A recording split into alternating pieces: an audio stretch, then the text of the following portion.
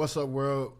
We're back from our break. We got a special guest here in the building, man. This is one of the newest faces to the city, newest companies to the city. I want to let him introduce himself, and we're going to talk some culture talk, man. This is a very important conversation. Go ahead and tell the people where you from and what you rap, man. Hey, everybody. I'm Jacoby Owens. I go by Cobi. I am a part of the collective, which is called remix.atx. You can find us on Instagram at remix.atx. And we're just a group of 4 men who saw a lack in the black community out here in Austin for young black professionals, and we just started putting on events, and it's grown into something nice. So been enjoying the ride and happy to be here. Thank y'all for having me. We're happy to have you, man. Everybody clap it up for Cobi, man. And shout out Remix ATX, man. They're doing important work. I don't think a lot of y'all understand, like, when you go to a party, how much work and infrastructure and, background work went into your turn up. And the work that Remix ATX does for, black people is very needed because we're noticing a culture change in Austin, right? I would imagine y'all were a part of Tech Week in some capacity. Tell us a little bit about your experience with that. So, the experience with the culture change or the... We can start with Tech Week because I think, and y'all can either back me up or correct me. I think we saw a major shift during Tech Week.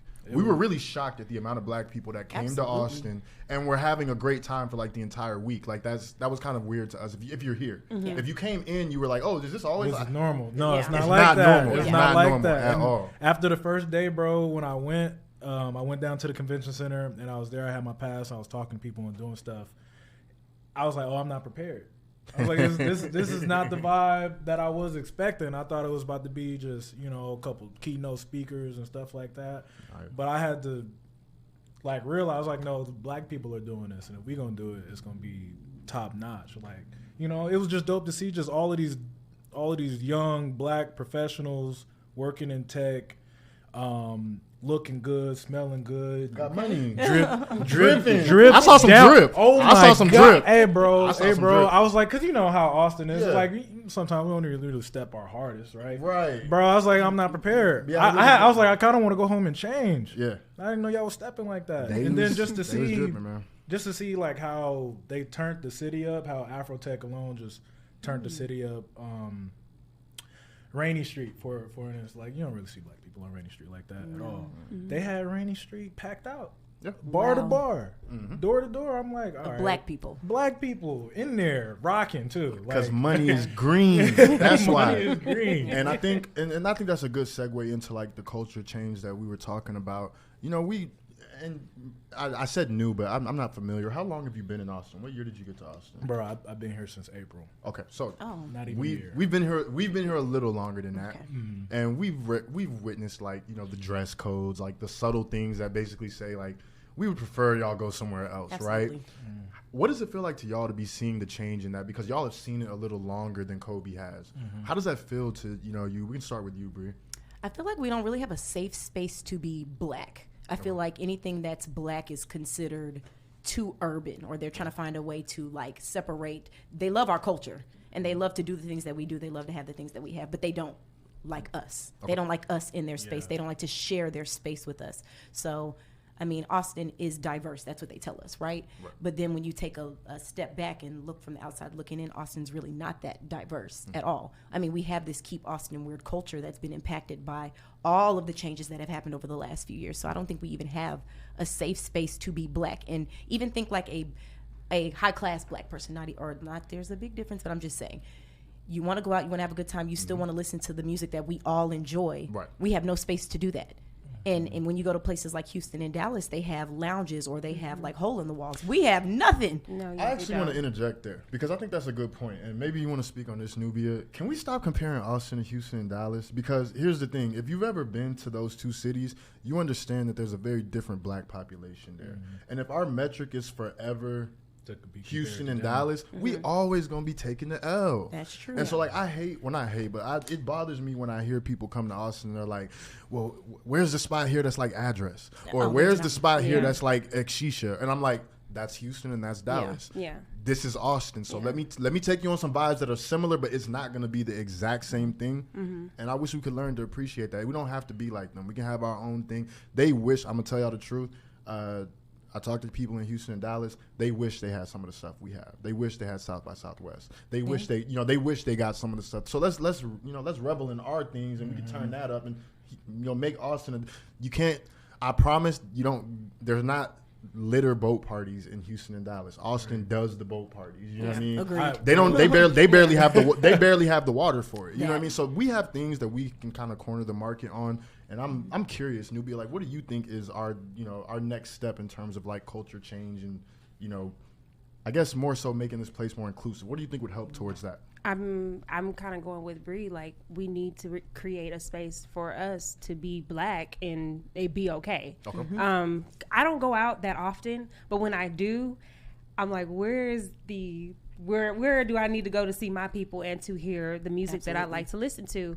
I don't know. So I think it is about creating a safe space for all of us. Like, I like going to the Domain, but I don't like going to the Domain because you might not get in. No, yeah, because you may not get well, in. as a woman, women, we're good all day. Whatever. Yeah. But man, it is so hard for y'all, and I feel bad for black men. Like, y'all can't get into a lot of the places at the Domain. Y'all can't get into a lot of places at West Fifth, and now downtown they're and getting downtown stricter. too. Yeah, but I mean, and as a grown woman, I'm 29. I don't want to go to 6th Street. I'm sorry. I don't want to go to 36. So I need something that is going to be safe, that is going to be upscale, something that's going to play good music, good vibes.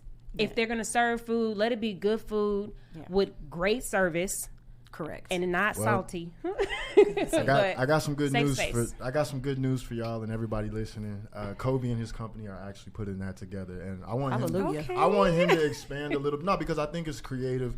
Their company is called Remix because they're taking venues that we're used to, that we know the reputation of, that we've seen over the years, and they're remixing it into a space that's more inclusive for our culture. So I want you to talk about that a little bit, man. Yeah. So.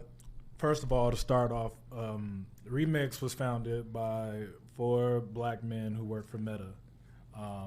We started hosting like these black and tech happy hours because we saw that ain't nobody really doing anything. There's nobody catering to this group. Let's just ask one of these bars if we could just tell our people to come. We're gonna patronize y'all business. If you let us get on the playlist, hopefully, then we could get right. So that's how it started. And I think the first we did was like 15 people. Okay. Right. It was cool. And then as we kept doing the happy hours, it grew to the point where I was like, all right, well, I'm gonna DJ it now. Because it's getting to that point where then I was kind of tired of skipping songs. I was like, all right, forget it, bro. We'll just DJ this and we'll keep it cool. So it ended up being like that. And then from there, it's like, all right, well, maybe it's time. Because we were doing happy hours on like a Thursday, 5 o'clock, pull up on us. Now I was like, all right, maybe it's time to do a party. Because at the bar we was doing that, it was like, oh, you guys are like reaching capacity. We letting y'all rock because we know y'all mean well. That's good. Like, it's getting to be too big. I was like, okay, well, maybe we should do a party. So we did a party, and the first party we did, we threw at Native. Shout out Native Hostel. Shout out Native. They got us in the door, and then we started doing our own stuff. We've been at Parlor and Yard. We did a Ooh, that's a hard one to get into. Yeah, bro. They rocked with us. We did at Parlor and Yard. I'm impressed, man. New Year's Eve, we were at Eastside Tavern on Cesar Chavez. Okay. That little restaurant. So y'all don't want to be in one place. Y'all want to spread it out. No, we want to be everywhere, bro. Like, for Sunday, we're throwing a R&B party. Ooh, oh yeah, let's promo that. Let's promo that because we on Rainy for that. Yeah, we on Rainy for that. So that's this Sunday. Okay. This Sunday. Come listen to your slow jams. 5 p.m. to 9 p.m. Come hear the R&B. The set list I have is pretty much everywhere, bro. I'm trying to touch Mariah Carey to SZA to Prince to even some Afrobeat type. Come on, man. That's what they don't play at the Domain. So when you brought up the music part, that's the main reason about Remix. Remix really is for music. Bro, I'm not trying to, because we out in the club, bro. I heard this song. I don't want to hear that. Or you about to play the Beyonce version, but the techno. They play Britney Spears 4 times. It's like, we don't want to hear that, bro. So That's what Correct. remix really was like, bro. I'm trying to play some Brent Faiyaz There we go. Yeah. in Yes. the middle of the party, Yeah. like prime time. You know what I'm saying? Yeah, like, gonna have I'm people trying out there to play making that. love on Hey, I'm gonna be Dance there. I'm gonna be floor. there on Sunday, man. Yes, I'm bro. gonna be there on I'm Sunday. trying to have everybody in their feelings. So Okay. like, So, Okay. so here's what we're gonna do, man. I'll pop out. Here's what we're gonna do. If you listen to the Flexcast right now, pull up on Sunday, Rainy Street, the venue. Tell them again. Idle hands. Idle Hands. Idle hands. Pull up Rainy on Street. Sunday, man. It's a daytime to nighttime vibe. Yep. It's gonna be a real. Look, y'all got Monday off. That's why we picked Sunday. Y'all got Monday off. It's MLK 5 Day. to 9. We're not even trying to take up, like prime time on a That's a Sunday. reasonable hour. Yeah, It's 5 to reasonable hour. 9. Yeah. The sun going down. Y'all just finished brunch. You know what I'm saying? So you already got a fit on. You already got a fit on. Just go Okay. ahead and slide on us. We downtown. Just come rock. Kobe setting the vibe. Hey, say less, The man. vibe. Hey, I want everybody to clap it up for Cobi, man. We appreciate you coming by. Hey, you officially a friend of the show, man. If you ever got anything you want to plug or talk about, we'll get you on schedule. I really appreciate you coming through. We're going to go ahead and take another break so Cobi can get out of here, and we'll be right back, Flexcast. Don't go nowhere. Easy.